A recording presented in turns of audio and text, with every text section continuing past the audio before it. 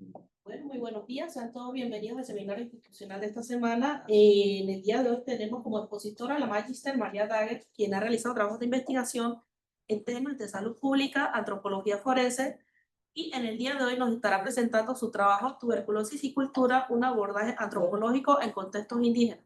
Sea bienvenida. Muchísimas gracias, Lizzy. Bueno, primero que todo, muchas gracias por estar aquí. Quería también agradecerle al doctor Amador que me ha dado esta oportunidad y por muchas colaboraciones en el futuro. También veo algunas personas aquí que ya nos conocemos o virtualmente o en persona. Y bueno, muchas gracias a todos por asistir. Te están escuchando a nivel internacional. Ok. Bueno, tuberculosis y cultura, un abordaje antropológico en contextos indígenas. Esto es una historia de la humanidad, pero empieza conmigo. Érase una vez una niñita que tuvo que emigrar de su país. En el transcurso de esto, sentada en un pupitre, se dio cuenta de que las lenguas, la cultura y los gestos alrededor de ella eran desconocidos. Ella no sentía que encajaba en este entorno. Unos años después, se encontró en otro pupitre, pero estudiando una clase llamada antropología. La antropología en este momento le dio una perspectiva única de lo que es lo que antes ella veía como una desventaja, el ser diferente. Pero la antropología, por lo que aborda ella tan íntimamente, le dio a entender que el ser diferente no es cerrar una puerta, sino abrir una puerta de 1000 ventajas, porque la diversidad es algo de ser celebrado. Y pues así comienza mi historia con la antropología. Yo estudié antropología en la Universidad de la Florida. En el transcurso de esto, tuve una inclinación hacia la combinación de la medicina y la antropología, lo cual explicaré en un momento. Y viajé en un study abroad a la Universidad de Utrecht, donde me saqué un certificado de antropología médica, lo que me dio fundamentalmente la base de la salud pública. Y pues seguí a ejercer una maestría en salud pública en la Universidad del Sur de la Florida, donde me concentré en las enfermedades transmisibles globalmente, lo que son la tuberculosis, la VIH y demás. Un poco hablando de mis investigaciones previas, han ocurrido en 2 lugares en su mayoría, Burkina Faso y Tampa. En su naturaleza han sido estudios rigurosos, detallados por lo que se le refiere aquí, los ensayos clínicos aleatorizados. En inglés se dice randomized control trial, muy diferente. Pues estas intervenciones en el fondo han sido culturalmente apropiadas. ¿Qué significa esto? Que nos hemos adaptado a las culturas de cada grupo para que las intervenciones sean más eficientes. Por ejemplo, en África, queríamos incrementar el consumo de huevos en niños de menor de 2 años. En Tampa trabajé con personas que se inyectan drogas y tienen VIH. Poblaciones ambas no solo muy vulnerables, pero también necesitadas por el contexto en el que ellas existen. Entonces, hay que adaptarlos a las culturas de ellas. ¿A qué me refiero con esto? En África hicimos un flipbook, que es básicamente un notebook, que contenía prácticas de higiene, salud, el consumo de huevos. Como muchas de estas mujeres son analfabetas, tenía muy pocas palabras. A eso me refiero con que uno se adapta a la cultura de pues, estas poblaciones vulnerables. También hicimos canciones en francés, hablando del tema de la higiene y de lavarse las manos, un idioma que yo también domino y fue parte de la razón que también viajé a Burkina. Y pues en Tampa, al trabajar con poblaciones que se inyectan drogas, obviamente ellos no tienen transporte y tampoco tienen los recursos para ir al doctor. Entonces, la manera en la que los conseguíamos en donde ellos estaban, que en inglés se dice meeting people where they are at, algo muy importante cuando trabajas con poblaciones vulnerables, fue pues el uso de transporte gratis, Uberes y telemedicina. El enfoque de estos estudios es intrínsecamente integral. Esto quiere decir que es interdisciplinario, no se enfoca solo en un tema, sino en varios. En África, como fue la nutrición y la agricultura, y en Tampa, la salud pública y el apoyo social. Los resultados, por supuesto, como fueron publicados, tenían que ser resultados medibles, cuantificables. En África exploramos lo que fue las prácticas de alimentación, higiene y consumo de huevos. En Tampa, trabajando con personas que tienen VIH y se inyectan drogas, exploramos el adherimiento al tratamiento y la supresión viral. Todos estos estudios tienen en común que el goal, la visión, es modificar un comportamiento. ¿Cómo podemos encontrarnos con estas poblaciones en donde ellas están y, sin embargo, modificar un comportamiento que estamos viendo que, pues, está alimentando una enfermedad? Y, pues, por último, el empoderamiento y la sostenibilidad. La antropología aplicada cree en que realmente no llegamos a nuestra finalidad si hacemos un estudio sin que estas poblaciones queden con las herramientas y la educación para poder ser replicable y eventualmente intergeneracional. Entonces, los estudios en sí no solo se han tratado de empoderar estas poblaciones, sino de que ellos mismos, después de que se vaya el grupo investigativo, puedan replicar lo que hicimos, puedan seguir practicando la educación, los talleres que implementamos en estos lugares. Esto fue durante un taller educativo en Burkina Faso. Tuvimos varios talleres educativos intensos, por lo que estábamos tratando de modificar un comportamiento. Entonces, era todos los días, aproximadamente 1 o 2 horas al día, nos reuníamos.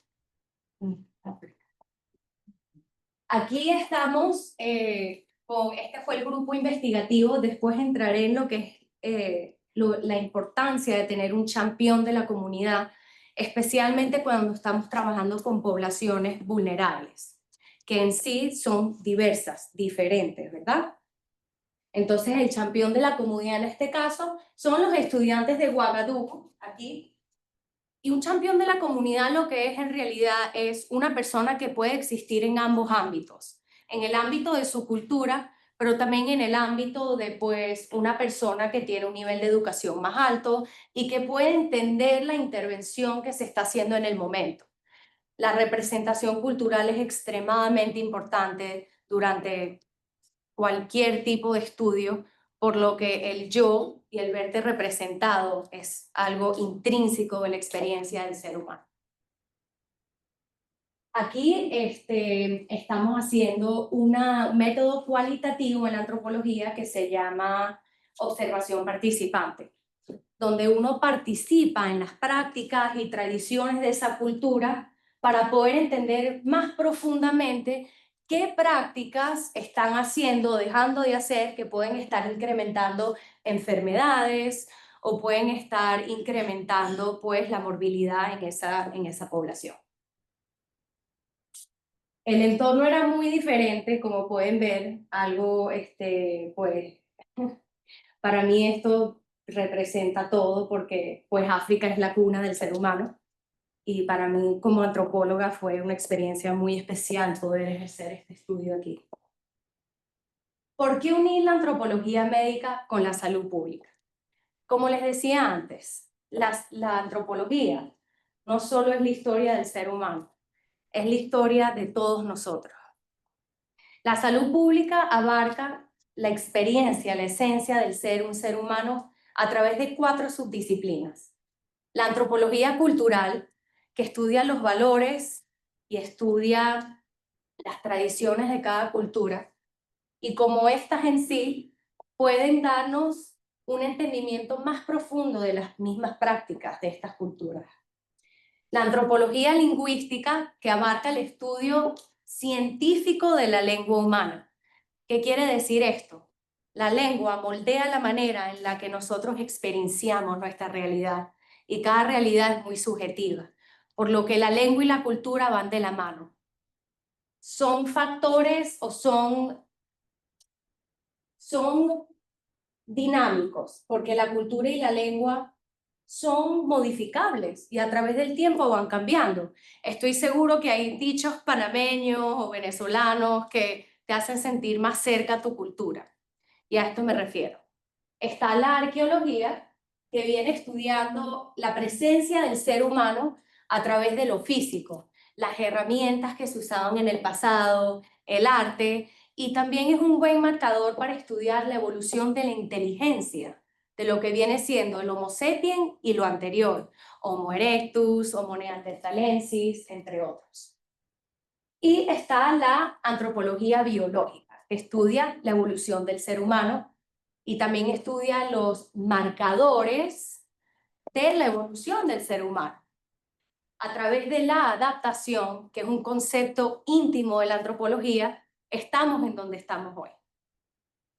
En fin, ¿por qué unir la antropología médica con la salud pública? Porque nos da un lente muy único sobre los comportamientos del ser humano y cómo estos pueden llevarnos a entender, prevenir y tratar las enfermedades transmisibles y no transmisibles. En fin, la antropología médica complementa el enfoque biomédico en la manera en la que puede ayudar que las intervenciones de salud pública o biomédicas sean más culturalmente sensibles o culturalmente apropiadas.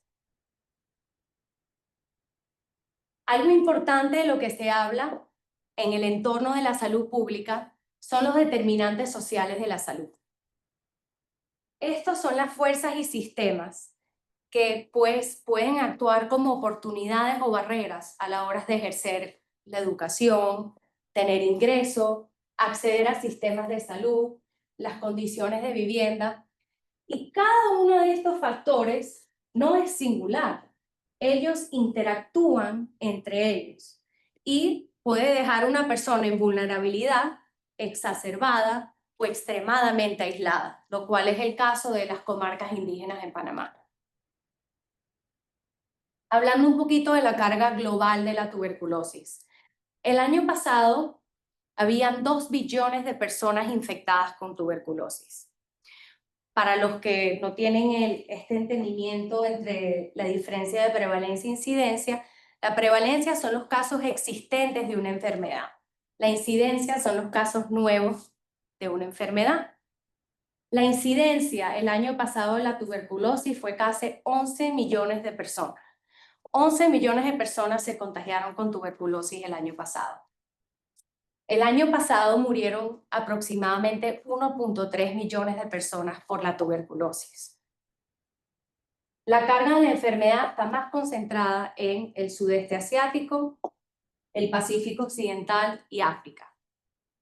3 lugares que pues tienen en común la escasa pobreza, el hacinamiento, la exclusión social, la violencia de género, y pues todo esto conlleva a una carga de tuberculosis desproporcionada, especialmente en estas áreas, ya que la tuberculosis se ha considerado una enfermedad de escasos recursos.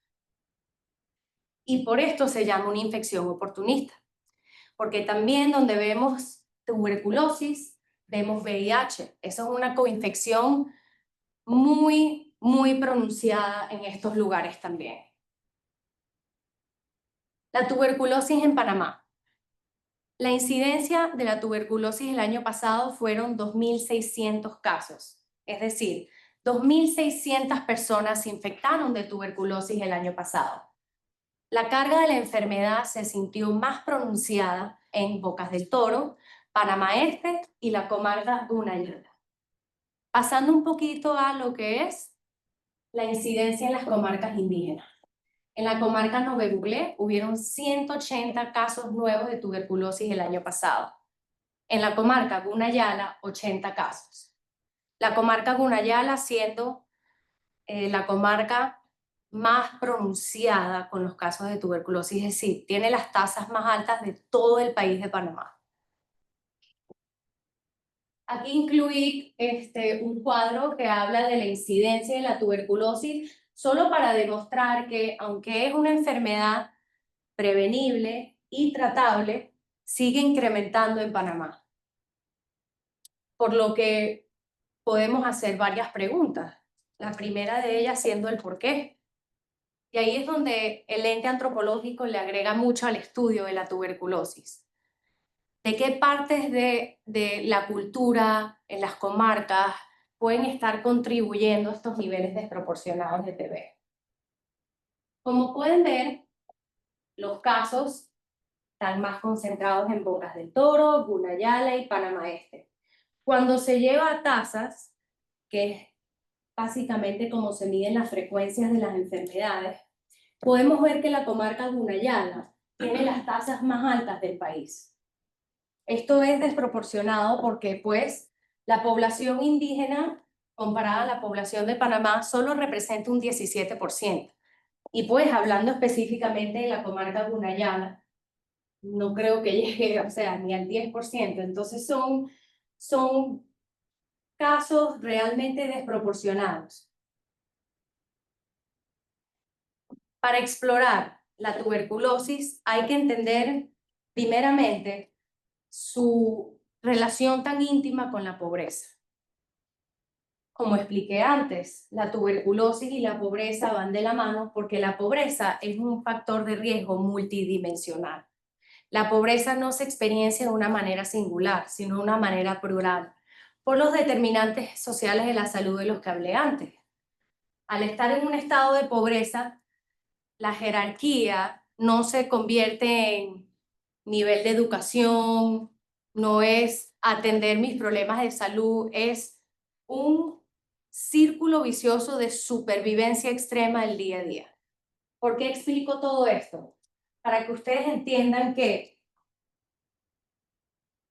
en las comarcas de Panamá existe exclusivamente los años más bajos de escolarización del país. Estoy básicamente creándoles un contexto para que entiendan el porqué de la tuberculosis. Al tener los años de escolarización más bajos del país, se van a presentar oportunidades de malentendidos al tiempo del diagnosticar, difícil acceso a centros de salud y demás. También quería explorar los niveles de analfabetismo. No tenía idea que estas iban a ser las cifras, pero no me sorprende. Este cuadro específicamente explora los niveles de educación de la población económicamente activa. ¿Por qué esta variable es importante? Porque son oportunidades que se ven perdidas, oportunidades de trabajo en las que pudieran trabajar estas personas capables, que son jóvenes y pueden ejercer un trabajo económicamente. ¿Por qué importa eso? Porque los niveles más altos de analfabetismo existen en las mujeres indígenas. Esto es un estudio que se hizo en el 2001 y en el 2009, y las cifras no cambian mucho. En las mujeres el analfabetismo está mucho más pronunciado que en los hombres, lo cual también nos puede llevar a preguntarnos qué efecto tiene esto cuando viene a la transición de la tuberculosis en las mujeres. Pobreza y mortalidad. La tasa de pobreza más alta de la República existe en estas comarcas, representando un 89,2%, comparado al 20% de la población general de Panamá. La tuberculosis es 4 veces más común en estas comarcas que en la población general. Aunque la Organización Mundial de la Salud recomienda que por cada 10.000 habitantes haya 25 enfermeras y médicos, la desigualdad está pronunciada en estas comarcas, donde el averaje es solo una enfermera y 1,4 médicos por cada 10.000 habitantes. La esperanza de vida en estas comarcas es 10 años menor que en la población general. La mortalidad infantil es 2 veces mayor, y esto tiene mucho que ver con la violencia estructural, como es el acceso al saneamiento en estas comarcas. Ellos solo reciben el 28% del agua para consumir, o sea, es potable, comparada al más del 90% de la población general. Esto causa mortalidad infantil específicamente por gastroenteritis, diarrea y demás. La mortalidad materna, para mí, fue algo impactante y ya les voy a explicar por qué. Del 2018 al 2022 se murieron aproximadamente 200 madres durante el parto, de las cuales el 33% ocurrieron exclusivamente en las comarcas. No hay asistencia médica en estas comarcas, y si la hay es escasa. Las madres son los pilares de la comunidad. Las madres son importantes a todo nivel de la sociedad, porque son ellas las que crían el futuro, son ellas las que son la base y el fundamento de nuestras familias, los pilares. Entrando un poco a, pues, la tuberculosis en las comarcas, quería enseñar esto porque, como les expliqué antes, hay varios factores que se intercalan para exacerbar esta comunidad aún más y más de lo que es la vida normal. Claro que es normal, pero ustedes me entienden. El hacinamiento. Esto es algo extremadamente importante cuando viene la tuberculosis. El hacinamiento, la malnutrición de la cual existe exceso, especialmente en los niños. Y pues la pobreza, la falta de acceso a centros de salud, la falta de la presencia del personal médico. Todos factores que, repito, se intercalan para exacerbar más y más a esta población. El acceso y el idioma. Dos cosas muy importantes en la antropología, porque el idioma es lo que nos permite comunicarnos con los demás. Está íntimamente relacionado a la cultura también. Y pues, el difícil acceso a estas comarcas las aísla exageradamente de lo que es acceso a recursos de supervivencia. No solo esto, sino que elevan los niveles de marginalización, bajos niveles de educación y, esencialmente, morbilidad y mortalidad. El idioma. La lengua ancestral de Panamá son los idiomas indígenas y se han ido perdiendo, lo cual ha causado un desplazamiento lingüístico y pérdida de identidad en estas comunidades. ¿Quiénes somos si no podemos acudir a nuestra comunidad? Esto también es una barrera a la hora de explicar los síntomas y la patogénesis de la tuberculosis. Y la tuberculosis, como puede ser latente, que quiere decir que una persona puede infectar a otras, mientras que es asintomática. Es importante porque a la hora de no poder describir síntomas, a la hora de no tener accesos a pruebas, digamos, accesibles y demás, esta población se ve en alto riesgo de, pues, morbilidad y mortalidad. Panamá en su esencia se ve como una sociedad dualista. ¿Por qué? Porque Panamá es ya, especialmente el centro, la City, ya es un lugar internacionalizado, relativamente exitoso, ¿no? Entonces, ¿qué está pasando? ¿Cuál es la dicotomía social entre Panamá y estas comarcas, verdad? Ha creado una diferencia, un gap muy grande. En Panamá hay 7 grupos indígenas y 6 comarcas. Hay una diferencia entre esas dos palabras.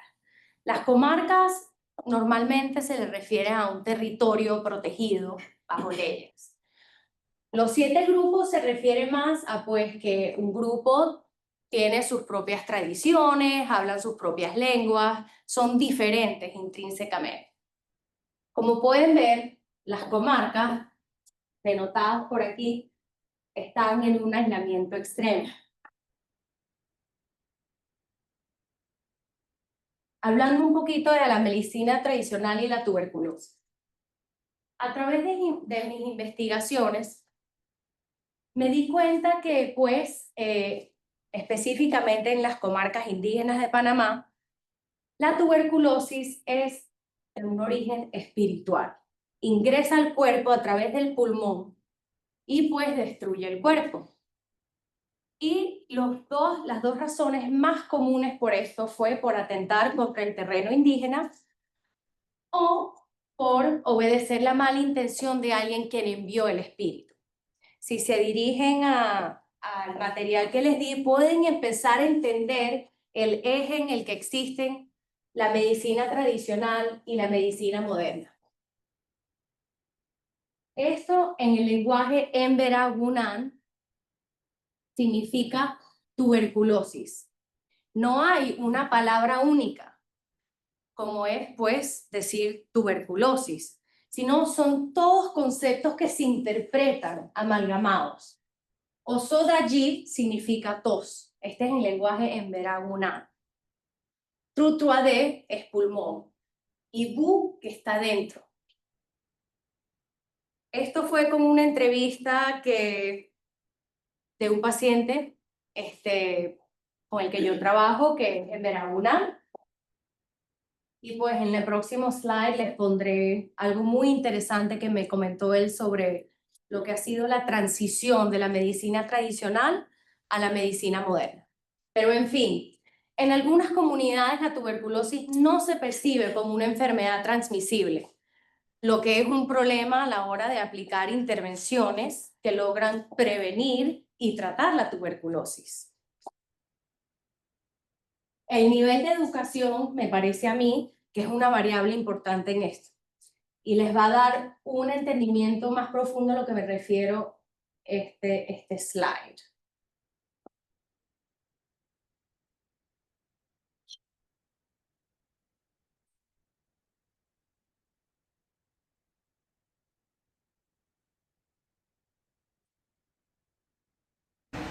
Porque primeramente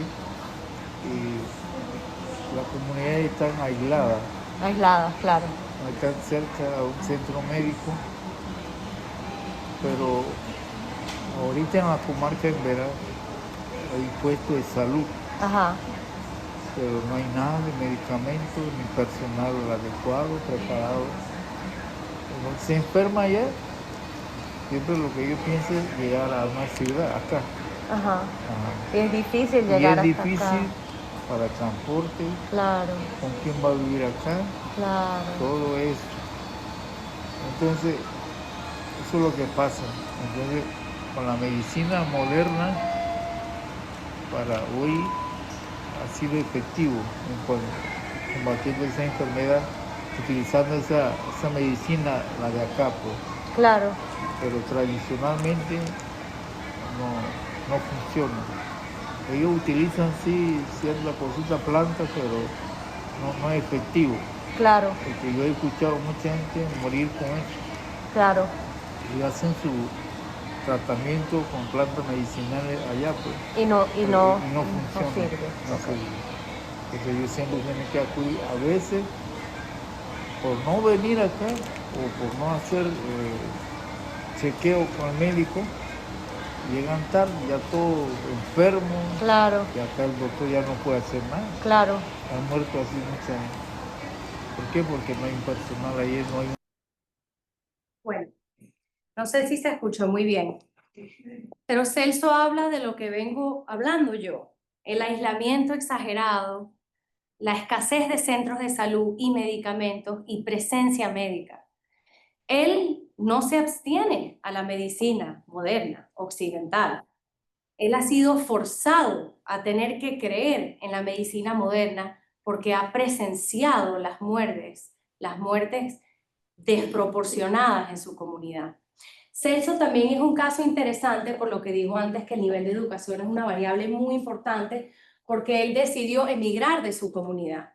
Él ejerció una carrera universitaria. Entonces el nivel de entendimiento y el uso de la medicina moderna sobre la tradicional tiene una influencia en el nivel de educación, pues.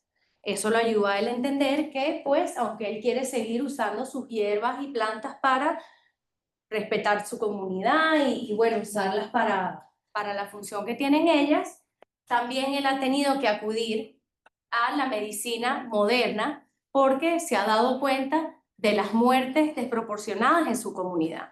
Y también dice al final que cuando las personas viajan, vuelven sanos.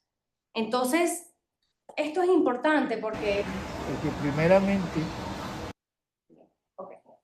esto es importante porque, y es un tema del que voy a hablar ahorita, es importante el saber mezclar a través de la culturalidad, disculpa, lo que son las prácticas de la medicina tradicional y la medicina moderna, usando las experiencias vividas de esta comunidad. Estoy segura que no hay que explicarle a las personas que viven en estas comarcas las muertes que ellos han visto de padres, madres, hijos, son experiencias vividas. También es una experiencia vivida que la medicina tradicional, aunque cumple con su función, no cumple en su totalidad con la función de curar la tuberculosis. Entonces, pues aquí vemos realmente, no quiero usar la palabra diferente, pero cada tipo de medicina existe en su eje. En la medicina tradicional se puede sentir como algo de la comunidad, de adentro hacia afuera. La medicina moderna ve la enfermedad más de afuera hacia adentro. El cuerpo como una máquina. Si hay una disfunción, una infección, se trata desde adentro. Usamos los doctores, ellos usan un curandero. Y bueno. Ok. Mis experiencias de campo y los temas que han resurgido una y otra vez, temas recurrentes, que también me parece relevante cuando viene la tuberculosis. Aunque yo sí hice investigaciones sobre Haití, no tuve la oportunidad de viajar porque pues habían asesinado al presidente unos días antes del viaje y pues se tuvo que cancelar, naturalmente. Pero en Haití yo estudié la violencia sexual contra la mujer y pues algo también completamente impresionante, no de la manera positiva, sino el rol de la cultura pues y la violencia intergeneracional y lo importante que es tratar de modificar esto a lo largo del tiempo. En fin, el estigma y la vergüenza. 3 temas que han surgido en los 3 lugares a los que me he dedicado a estudiar. Cuando viene la tuberculosis, el estigma social se puede entender como una experiencia de un temor de ser rechazado. Todos queremos sentirnos parte de algo más grande, de una comunidad. Al sentir estigma, usualmente, y bueno, hablando de la tuberculosis, se retrasa el diagnóstico. Las personas no quieren decir que están sintiendo los síntomas de la tuberculosis por el miedo al rechazo social, por lo que también acuden a ocultar los síntomas. Algo peligroso cuando viene la tuberculosis por la naturaleza en la que puede mutar la bacteria. Ya es en sí resistente, pero ahora también es extremadamente resistente a ciertos antibióticos, lo cual presenta un problema grande para la salud pública. Y pues, en fin, aísla el paciente, que hablando en el contexto indígena, ya esta población está aislada.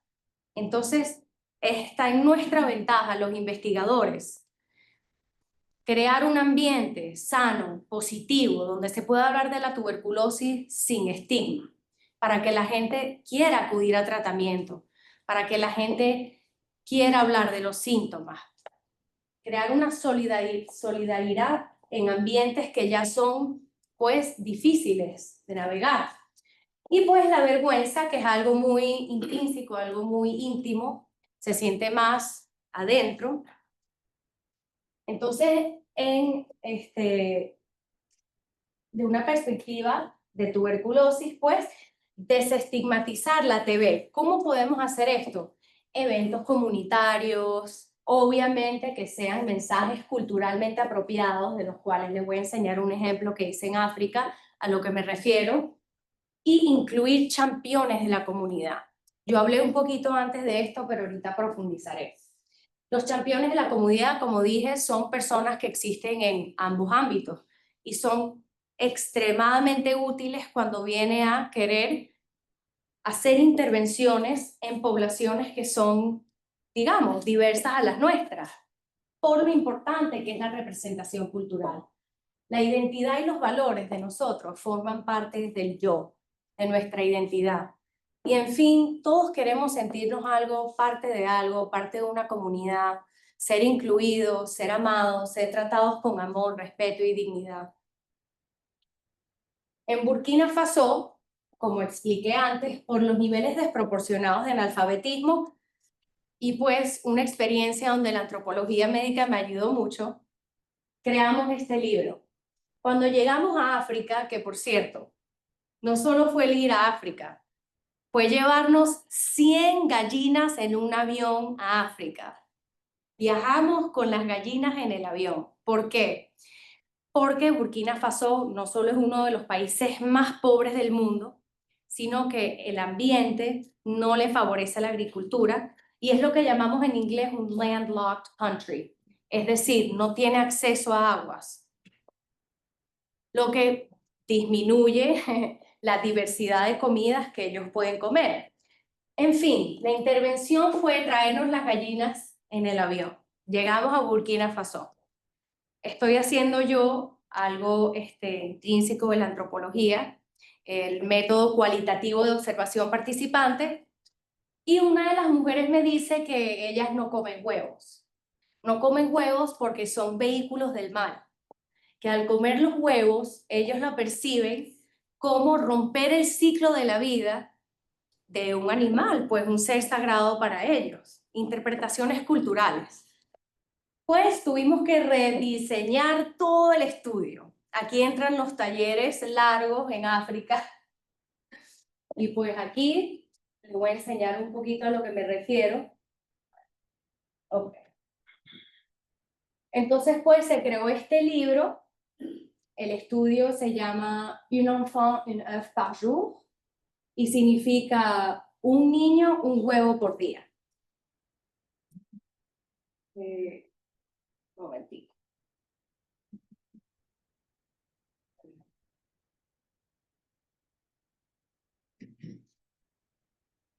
Como pueden ver, el libro ya de por sí empieza representando la cultura burkinabé, lo que son las vestimentas tradicionales y las madres con sus hijos.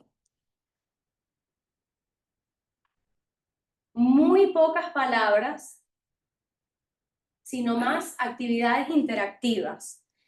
Durante los talleres educativos, las mujeres marcaban cuántas actividades habían hecho.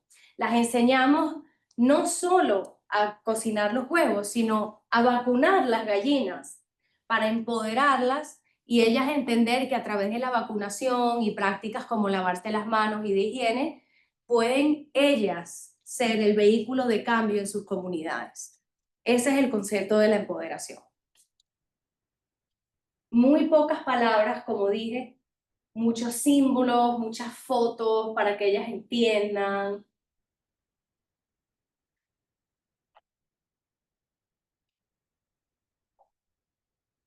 Un poquito más aquí, como vieron en las fotos de antes, esto es representativo de los lugares en los que ellos viven, son chocitas y demás. Y bueno, el típico bebé burkinabé y bueno, el huevo. También lo mágico de esto fue que integramos varios conceptos de salud pública en un libro, como es la práctica de lavarse las manos, los efectos positivos de consumir huevos y también cómo cocinarlos. Entonces aquí les mostramos cómo lavar los huevos antes de cocinarlos, cómo lavarse las manos. Y aquí les enseñamos cómo pueden cocinar los huevos. Bueno, en fin, volviendo a la presentación. Gracias, Ricardo.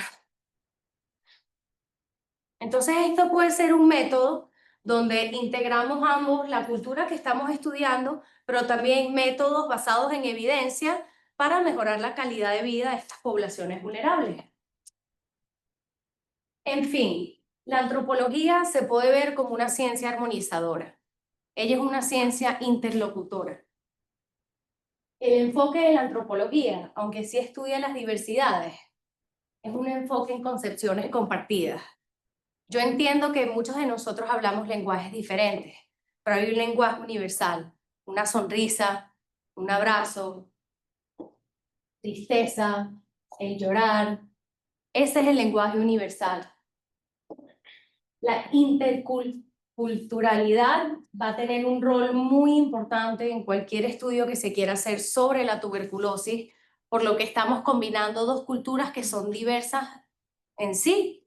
Entonces es importante respetar la cultura en la que estamos trabajando, por lo que cuando se crea un diálogo entre dos personas, entre dos comunidades, lleva a resultados más favorecibles. Pasar esto en evidencia, como les dije antes, estas personas, estas comunidades han sentido a través de los años de exclusión y demás lo que es perder a familiares, lo que es perder un padre, una madre, un hijo. Ese es el lenguaje compartido, las experiencias vividas. No tenemos que comparar ni siquiera la medicina tradicional y la occidental. Muchos de ellos ya saben que cuando salen al exterior se pueden curar. Es encontrar un punto medio donde ambas culturas, en este caso la indígena panameña o la medicina tradicional y la medicina occidental, pueden convivir de una manera en paz, en armonía.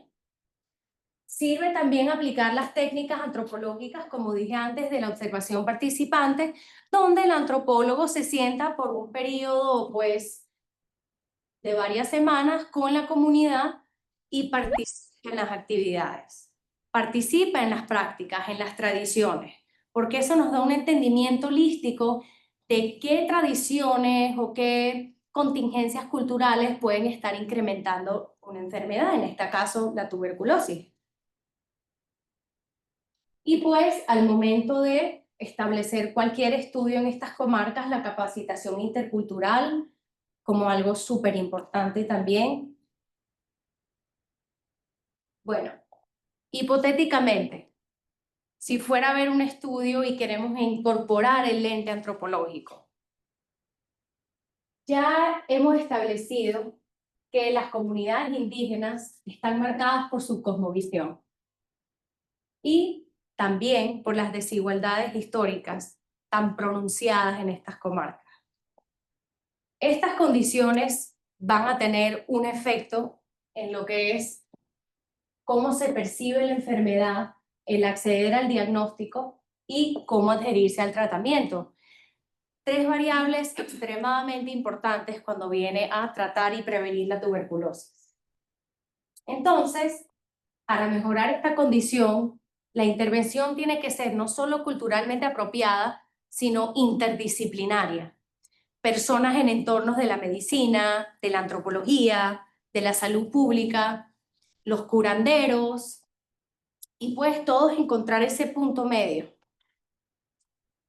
¿Cómo, por ejemplo, perciben las personas indígenas el origen, el tratamiento y la transmisión de la TB? Tres factores extremadamente importantes cuando vienen a la tuberculosis, por lo que ella es latente, por lo que ella también es resistente a los medicamentos. ¿Qué barreras culturales, lingüísticas o simbólicas limitan el acceso al diagnóstico y al tratamiento? Y cómo integrar el conocimiento tradicional y el rol de los líderes para prevenir y hacerle seguimiento a la tuberculosis.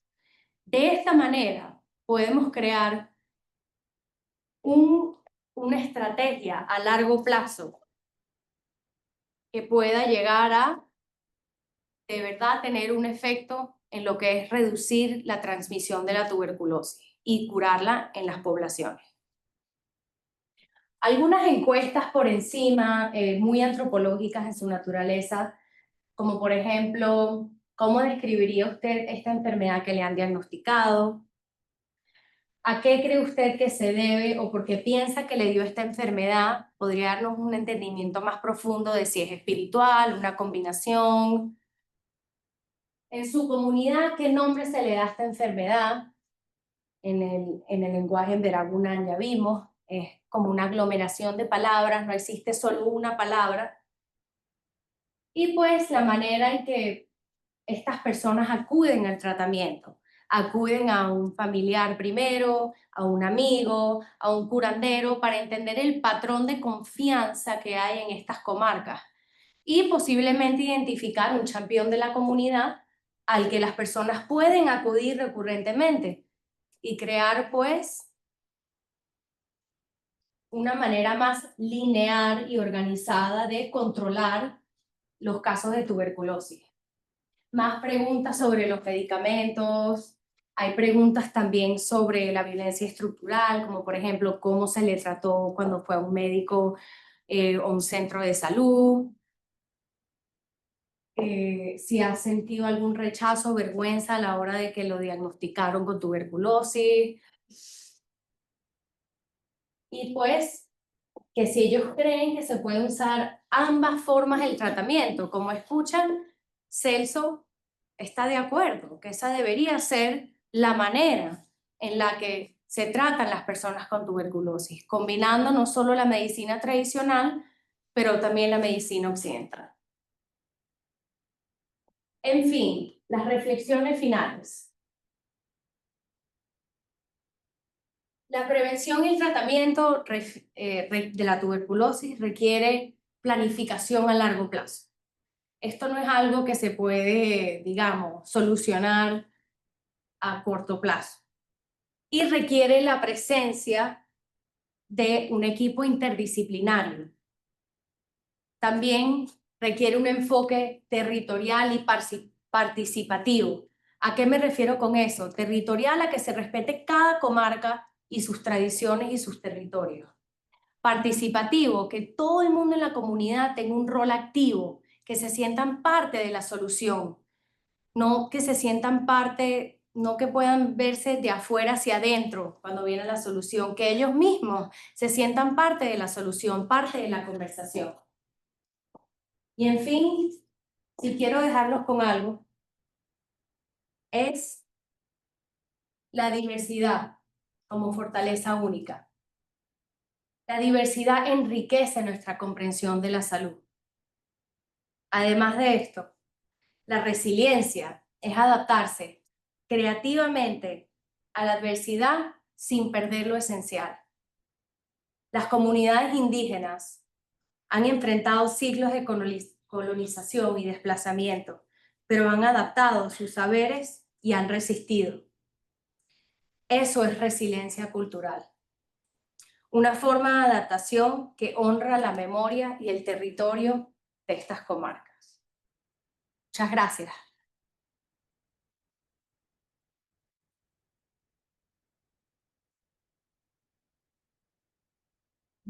Gracias, Indica Sara. Y a todos ustedes por atender. No sé si tienen algunas preguntas o comentarios.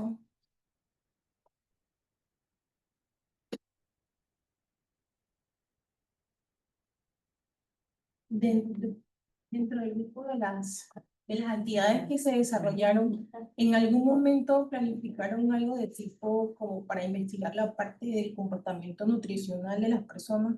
¿O qué comían, cómo lo comían, las frecuencias? Como por ejemplo el tema del huevo y el Claro, hígado. sí, claro. Son todas variables que se midieron a través del tiempo. El estudio duró unos 2 años y pues habían 3 grupos. Había el grupo que recibió la intervención completa, el grupo que recibió la intervención parcial y pues el tercer grupo que es el control, que lamentablemente no recibe la intervención. Y pues las frecuencias en las que medíamos el consumo de huevos y los comportamientos de higiene ocurría diferente por la naturaleza de que cada grupo tenía una intervención diferente. Pero sí, se midieron a través del tiempo y los resultados para el grupo que recibió la intervención total fueron extremadamente successful, ¿cómo se dice? Exitosos, gracias. Entonces, ¿eso contestó tu pregunta más o menos?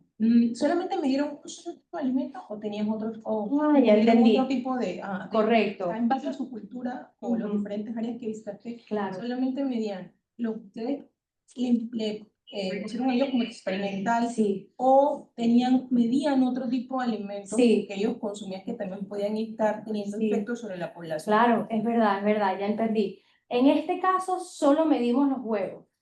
Solo medimos los huevos porque fue la intervención principal, el medir el consumo de huevos, porque el huevo, en el contexto de la población burkinabé, es un alimento que tiene muchísimos beneficios. Y te explico eso porque la población infantil, los niños menores de 2 años, tienen los niveles de malnutrición más altos del país, de todo el mundo, disculpa, de Burkina Faso. Entonces, para nosotros, el poder incrementar el huevo ya en sí era suficiente. Pero en el libro sí incluimos alimentos que, pues, si los consiguen, fuera beneficiario también que, pues, los invirtieran y demás, pues. Pero en este caso solo se midió el consumo de huevo. Se midieron el consumo y cómo medían el efecto que tenían sobre los grupos. Buena pregunta. Por algo que se llama stunting en inglés, que en poblaciones donde hay mucha malnutrición, los niños no crecen igual. Y también por el incremento de peso. Entonces les medíamos las caderas y les medimos el nivel de crecimiento a través de los años del estudio. Y tuvo un efecto positivo.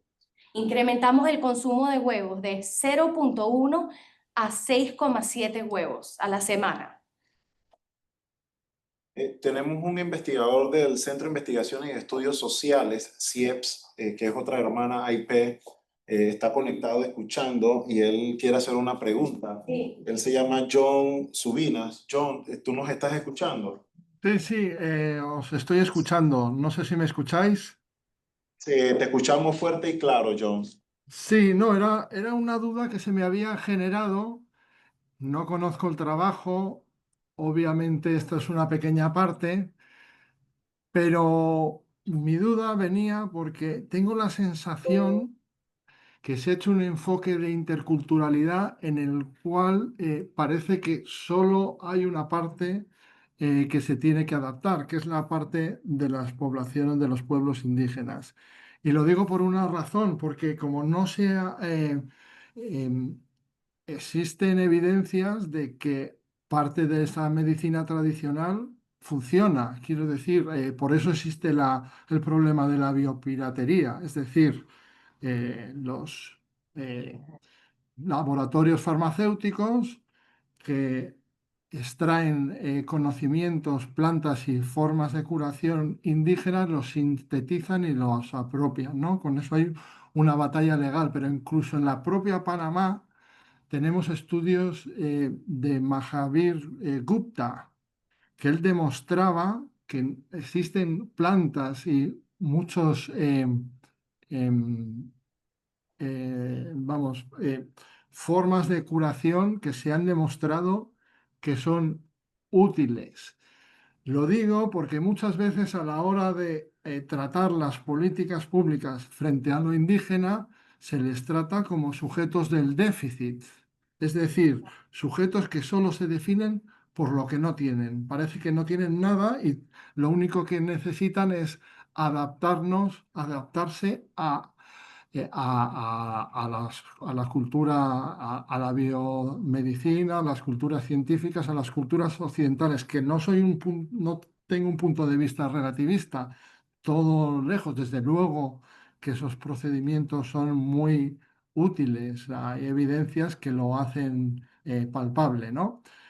Pero lo que quiero plantear es que también en esos conocimientos no solo son folclore, no solo son expresiones artesanales, sino también son, en ese sentido, creo que es fundamental poner en valor los aportes de conocimiento y cómo no solo existe unas lenguas y unas tradiciones que son ancestrales, sino son prácticas culturales que se adoptan porque dan soluciones concretas, no solo una dimensión simbólica, ¿no? No es solo una cuestión de pertenencia a un grupo y adaptación y asumir una serie de, de, de, pues de elementos simbólicos, ¿no? Hay algo más, hay un elemento práctico y por eso digo que es, y ya no solo en el tema de la medicina, también en el tema de la biodiversidad, ¿no? Una cuarta parte de los bosques están manejados por pueblos indígenas y por cierto los manejan según datos y muchos estudios mejor que nosotros. Es decir, no solo son sujetos de necesidad, son sujetos necesarios, ¿no? Entonces, en ese sentido, un enfoque que sea intercultural me parece que es fundamental, que parte de ese reconocimiento. Y eso es un reconocimiento tácito, no solo decir que ellos son muy sabios, sino qué prácticas y qué elementos realmente dan soluciones y en qué sentido tenemos que entender eso, ¿no? No solo como una práctica simbólica, sino como prácticas que dan soluciones, no quizás tan eficaces como la ciencia y la biomedicina, pero indudablemente aportan algunas soluciones, y algunas soluciones que han sido robadas a estos pueblos y han tenido unos beneficios multimillonarios, ¿no? Entonces, no sé cómo veías eso, porque según te escuchaba, veía exclusivamente esa parte, ¿no? La parte de sí, que son pobres, que tienen necesidades, no me cabe la más remota duda, los datos son clarísimos, pero por otra parte también tienen, no sé cómo veías esa parte en tu estudio de los activos, los aportes y las capacidades que existen en estas comunidades y la necesidad de entenderlas, ¿no? Siendo prácticos, ¿no? No solo para conocer la diversidad cultural, que es muy interesante, sino porque en esos conocimientos también existen prácticas que son útiles, ¿no? Sí, sí, y en realidad estoy completamente de acuerdo contigo. Siento que también las oportunidades de que se puedan explorar más todas las ventajas de la medicina tradicional ha sido algo que quizás se les ha robado a estos pueblos por la violencia estructural tan íntima que existe, pues, a través del tiempo en estas comarcas, el aislamiento, el difícil acceso, y sí pienso que hay muchísimos aspectos de la medicina tradicional que pues en sí ya están siendo practicados y ejercidos en la medicina moderna y dónde está el reconocimiento para estos pueblos indígenas que pues fundaron ese tipo de medicina. Estoy completamente de acuerdo con usted. Ok, perfecto. Pues nada, muchas gracias. Muchas gracias. Gracias, John, por la intervención. Lizzy, usted tiene... Hay preguntas acá. Ven, doctor, hola, ¿qué tal? Dale. Quería comentar lo que acaba de decir John. A ver, sí, se dio históricamente una apropiación, pues, por ejemplo, de genética, de plantas, microorganismos, etcétera, etcétera, en el pasado. Pero se ha puesto remedio, creo, o mitigación de todo eso a través de los protocolos de Nagoya, de los procedimientos ABS, Access and Benefit Sharing. Todo eso se cumple en Panamá. Entonces eso ya en principio no existe, ¿no? Ya la apropiación, como ha dicho, de las empresas, eso no existe ya, o por lo menos no debería existir. Y de hecho es muy estricta, el control es muy estricto sobre ese tipo de apropiación. Eso por un lado. Por otro lado, siguiendo mi propia experiencia con comunidades andinas, un problema crítico creo que es la comunicación, las equivalencias entre concepto de enfermedad, concepto de salud. ¿Qué enfermedades se llaman enfermedades intrínsecamente culturales o intrínsecamente en ciertas culturas son los equivalentes en aquellas comunidades que no son de esas culturas, ¿no? Entonces, un ejercicio que yo participé y todavía vuelvo a participar cada X tiempo en estas interacciones interculturales es encontrar esas equivalencias de comunicación. Pues es un problema de comunicación entre las comunidades andinas y yo, por ejemplo, ¿no? Pero también en cualquier otro tipo de comunidades, ¿cuáles son las equivalencias? Porque al final hay equivalencias. Pues aquí se habla de medicina tradicional y medicina moderna. Yo soy médico. Yo no creo en diferentes medicinas, yo creo en lo que funciona y lo que no funciona. Entonces, puede ser medicina asiática, medicina china, medicina europea, medicina de cualquier sitio, lo que funciona y lo que no funciona. Todo es aceptable, pero hay que demostrar que funciona. Claro. Entonces, el problema de cómo demostrar que algo, ha dicho John, funcionan en las comunidades. Bueno, bien, yo he estudiado, no aquí, sino en los Andes, cómo funciona o no funciona. Hay cosas que se dicen que funcionan, se insiste que funcionan, y los estudios no funcionan realmente. Entonces, ¿cómo se demuestra eso? Hay una cosa que se llama el método científico, que dirán, no, eso es medicina, biomedicina moderna. No, eso es un método. Claro. Entonces, aplicable a cualquier cultura. Entonces, hay que ponerse de acuerdo. Entonces, de nuevo, es una cuestión de comunicación, de idioma, de términos compartidos, equivalencias. Claro. Y no es una cuestión de que uno es el que recibe y el otro se adapta, no. Es una cuestión de intercomunicación en igualdad de Claro. condiciones. El problema es ese, la comunicación, creo, fundamentalmente. Y demostrar que una cosa que realmente funciona no funciona, pues hay que demostrarlo. Entonces, en tuberculosis en concreto, dudo mucho que haya ningún producto natural usado tradicionalmente que se haya demostrado que funcione. Claro. ¿Existe? Bueno, entonces, y si existe, también se ha adaptado por lo que se llama la medicina moderna. Claro. Es decir, es una única medicina, no hay más que una medicina, no hay varias medicinas. Claro. Ese es mi punto de vista. Estoy de acuerdo y ahí entra el tema de enfocarnos en las experiencias compartidas.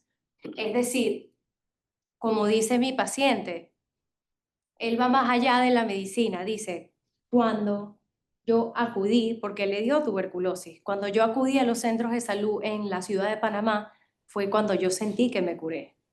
O sea, es basado en evidencia. No sé si me explico. Sí, pero la evidencia, a ver, la verdad no existe como tal. La verdad es una verdad estadística.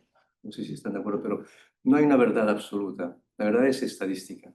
En ciencia solo hay una disciplina en que la verdad es absoluta, la matemática, las ciencias exactas. Todo lo demás son verdades estadísticas, desde la física a la química a la medicina. Son verdades estadísticas. Entonces, si son verdades estadísticas, la evidencia es una evidencia estadística. Entonces, cuando me dan un dato anecdótico, digo, veamos cuál es el número, cuáles son los controles positivos, los controles negativos, cuál es el diseño experimental.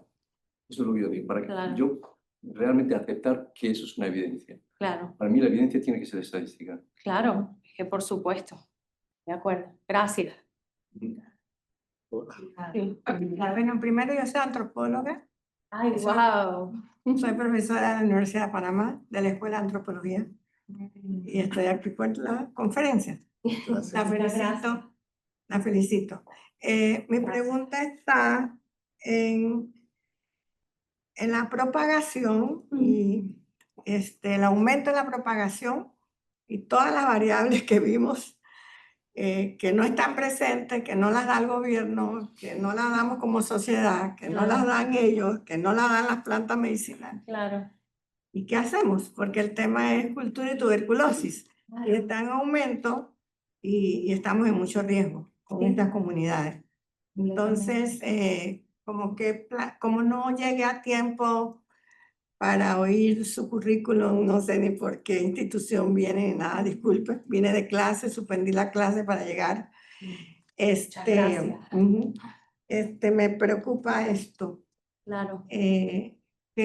¿Cómo vamos resolviendo todo esto? Porque en la medida en que nos atrasamos como gobierno, nos atrasamos en la educación con los médicos, con las enfermeras, con los tecnólogos, Claro. nos atrasamos en que a veces es un castigo para los enfermos, las estudiantes de enfermería, para los médicos ir a las áreas comarcales a prestar su servicio de internado, de residencia, todo lo que usted expuso, más Sí. todo lo que pudiéramos decir aquí todos, Claro. la propagación sigue. Claro. Entonces, ¿cuál sería la respuesta ante esto? ¿Qué hacemos?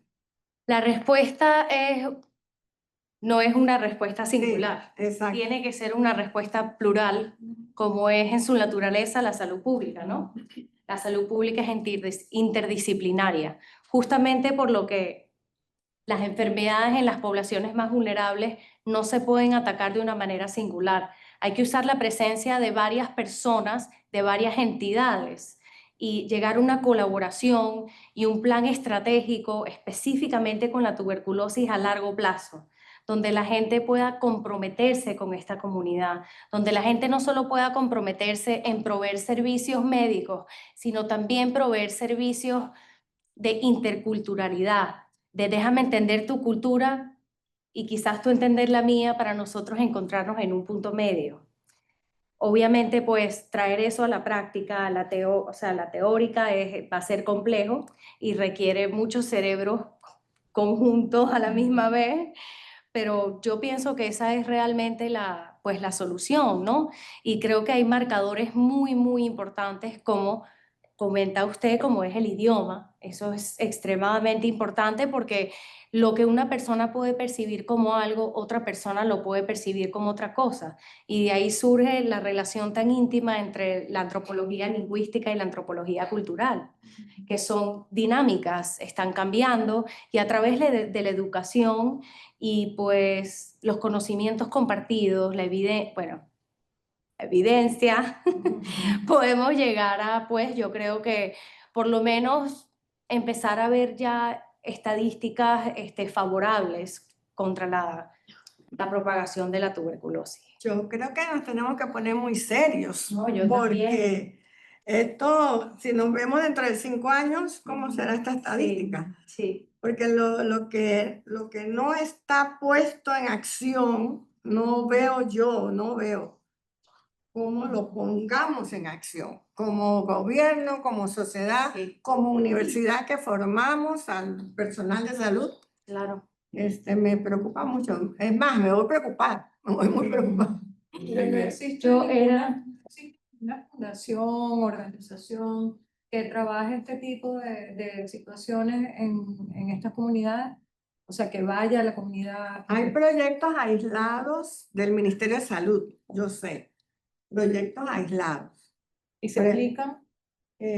Bueno, frente a tuberculosis, no sé, sé de proyectos del Ministerio de Salud en ginecología, en que las mujeres se hagan papá Nicolau, en que se atiendan más el proceso de embarazo y el mismo parto en la medicina moderna Claro. que en la medicina tradicional, un poco la permanencia de la lactancia. Claro. De esos proyectos sé, pero en tuberculosis no sé. Sí, y es realmente la naturaleza y todos esos factores determinantes sociales de la salud que se intercalan, no existen singularmente, ellos interactúan y pues van aislando más y más esta comunidad. Yo pienso que el gobierno panameño tiene una responsabilidad muy grande cuando viene a esto, porque una cosa es pues los investigadores que tenemos todo el propósito y el impulso para ayudar a estas comunidades, pero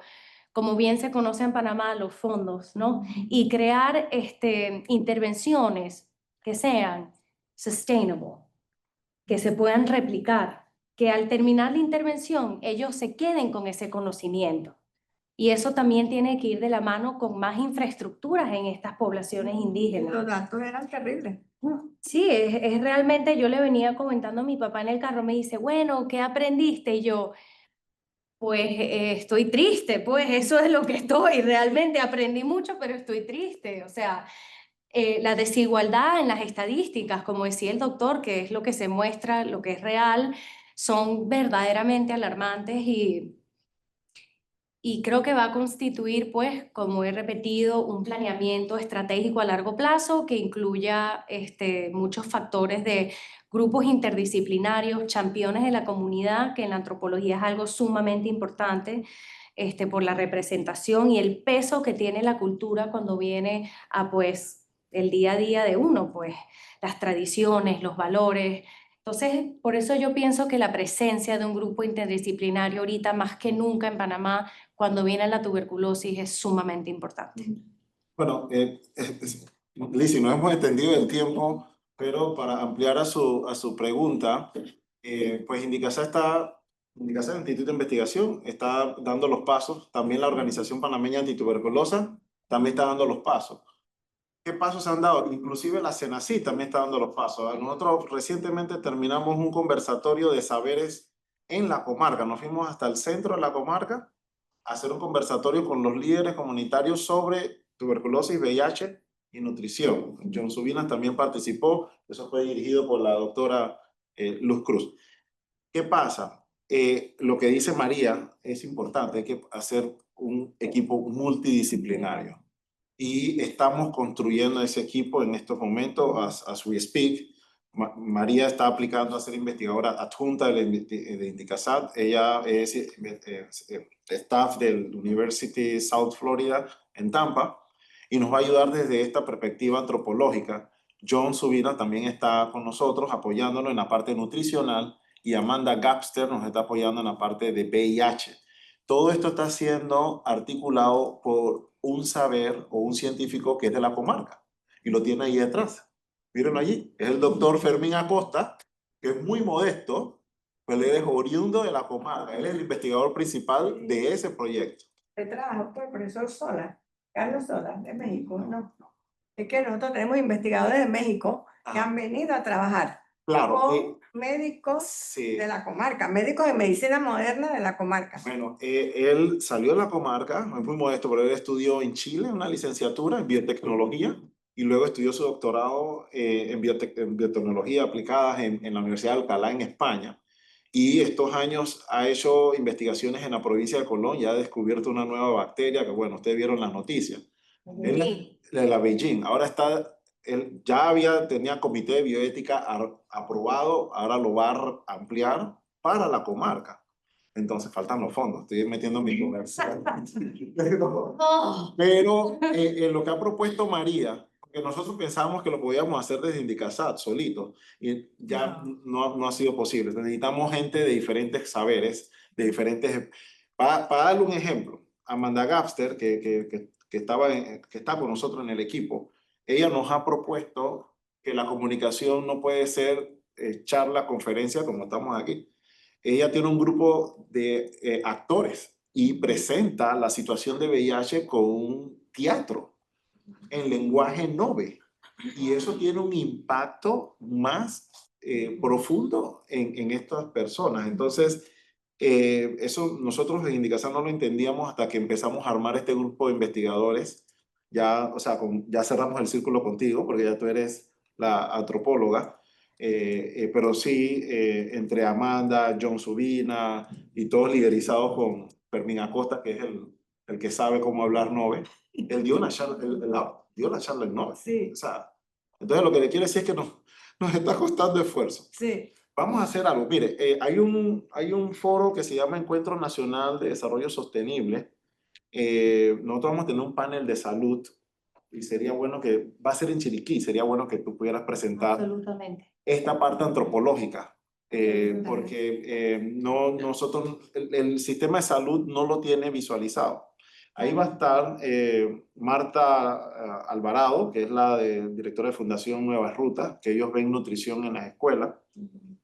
La doctora Tirsa del Hospital José Domingo Valdía, como parte de Medicina Occidental, y también va a estar Kevin Mann del Club Rotario. O sea, son líderes de allá Claro. que necesitan escuchar esta preocupación.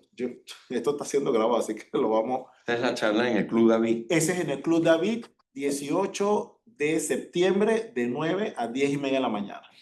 El director del instituto también va a estar, él fue el que se tuvo que retirar, pero nos interesa mucho el tema en la comarca porque hay que hacer algo.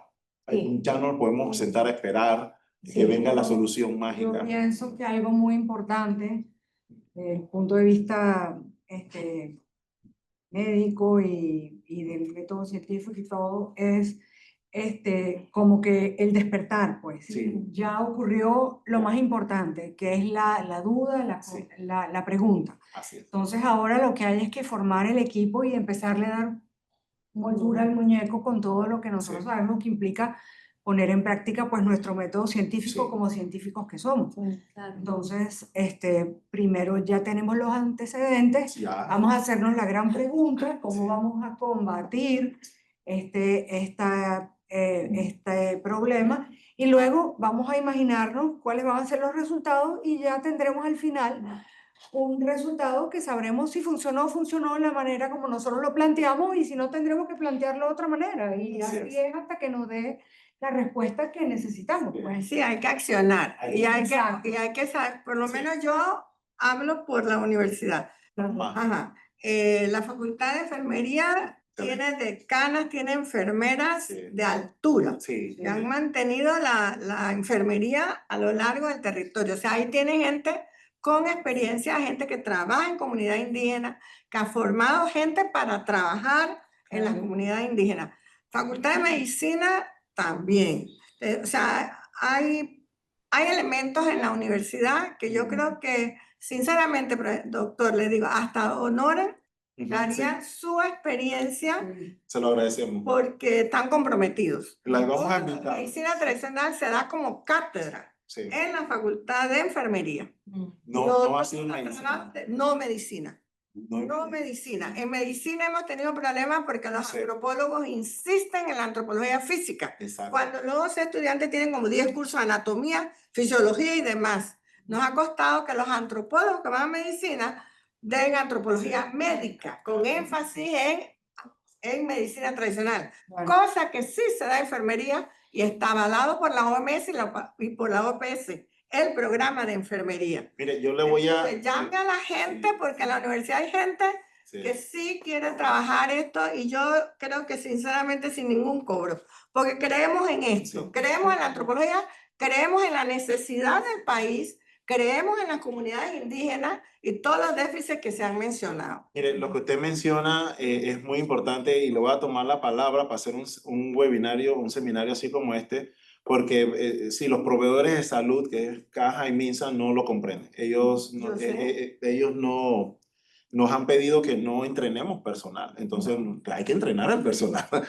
Entonces, ahí le vamos a tomar la palabra. Que creyó en la medicina tradicional y que creyó, porque hay varias palabras, integración, Sí. cooperación, Sí. contribución de una medicina con la otra. El único que yo recuerdo, como en los 30 últimos años, el doctor Roland Pimentel. Roland, sí. Trajo un equipo de México para trabajar medicina tradicional y con él se comenzó la dirección de medicina tradicional en el MINSA. Excelente. Que ahorita no sé ni por dónde va, pero en su tiempo estuvo bien. Sí. Bueno, le tomo la palabra y Sí. para no extendernos, pero muchas gracias por los comentarios. Creo que vale la pena hacer ya una segunda Sí. versión de esto. Quizás nos pudiera ayudar con eso, porque sí hemos incursionado varias veces ya a la comarca y es triste gracias al apoyo de Senací, que nos ha dado varias veces en hacer estos cafés científicos con personal de la comarca. Ha sido muy bueno, pero necesitamos seguir accionando, ¿no? Seguir trabajando. Siendo muy. Yo me tomé la presentación y se fue la moderadora. Muchas gracias, María Daher. Buenas tardes.